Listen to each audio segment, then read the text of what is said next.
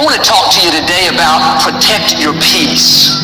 We should get up each morning believing for a good day, expecting favor, knowing that God is directing our steps. At the same time, we should realize everything may not go perfect. Every person may not treat us right. Our plans may not stay on schedule. There may be some bumps in the road and things that we didn't see coming. If you're only going to enjoy the day if your plans work out, then you're setting yourself up for disappointment. In our cars, we have a spare tire. When I drive somewhere, I'm not expecting to have a flat. I'm not expecting to hit a pothole. I'm expecting to get to my destination as planned. But even though I'm expecting things to go my way, I've made provision in case it doesn't. I've taken steps ahead of time in case the tire goes flat. In the same way, even though you're expecting your plans to work out, even though you're expecting good breaks, you need to have your spare tire. You need to make provision in case things don't go your way. Well, how do you get your spare tire? At the start of the day, you need to make a decision that no matter what comes against you, you're not going to get upset. No matter what someone says, you're not going to be offended. No matter what delays, disappointments, bad breaks, you're not going to be sour. You've already made up your mind to stay in peace. That's making sure you have your spare tire. If someone is rude to you, your attitude is, no big deal. I'm not going to sit on the side of the road and sulk. I'm going to put my spare tire on and keep moving forward. If you hit a pothole, something unexpected happens. Your loved one has an illness. Your child forgot his homework. The loan didn't go through. You could be upset, worried, but you have your spare tire. You decided ahead of time to stay in peace. You don't really realize how vitally valuable and important peace is until you lose it. Until somebody disturbs your peace. But I want you to notice what it says in verse 36.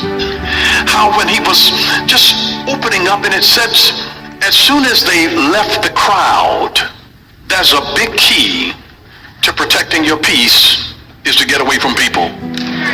Get away from the crowd. Just get away from the crowd. See, crowds drive us. Mob violence.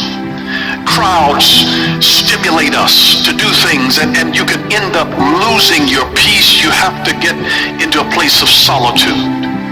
You cannot live in the limelight. When you do, you wither and die faster.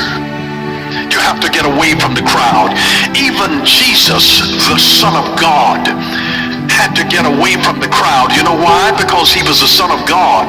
He was a healer, he was a teacher, he was a deliverer, and everybody had needs. And when they've got needs, it reminds you of your needs.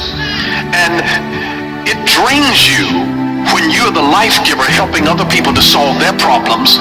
And so when you give yourself helping people, I don't care how good a doctor is, how good a counselor is, how good an attorney is, how good an accountant is. When you're dealing with people and problems, people have problems. It's the problems that people have that start draining you. And you start feeling the pull on you. So Jesus had to get away from the crowd himself and go apart and rest a while because he felt the drain. And so a large part of protecting your peace is knowing when to leave the party. Because you can drain yourself just by being around a certain kind of neediness in those voices that say what you can't do, what you can't have, what you can't be, what's not going to last, what's not going to work, is how the enemy pulverizes the promises of God in your life. And it takes word to combat word. That's why when Jesus was in the wilderness and Satan was throwing word at him, he was throwing word back. And what we have to do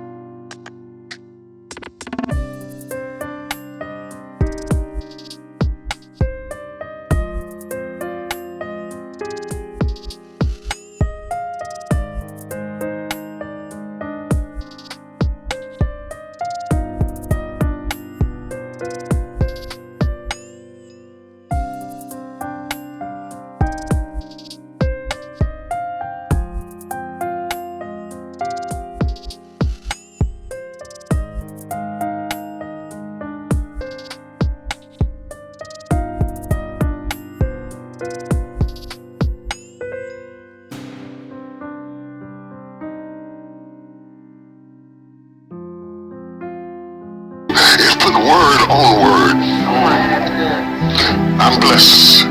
I'm blessed in the city. I'm blessed in the field. I'm blessed in my uprising. I'm blessed in my downsetting. I'll be blessed into my old age. I'll be blessed when I'm an old man. My grandchildren will be blessed. My body is blessed. My mind is blessed. My head is blessed. I got this. I can handle it. I can do it. Bring it on. Here it is. That kind of talk, saying that to yourself, drives back the other voices of negativity that we all have creep up behind us and tell us that we're not capable and we're not competent and we're not gifted enough and we're not good enough or we waited too late or God is punishing us.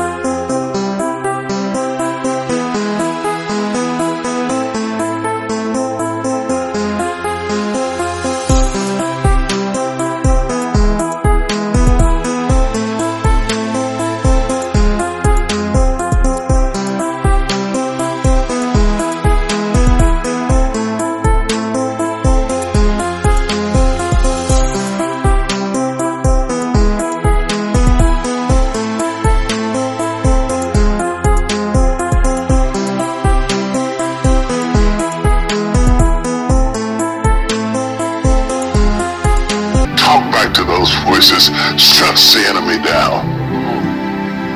The pressure I was going through, I was causing. Because the pressure I was going through was coming from the things that I allowed.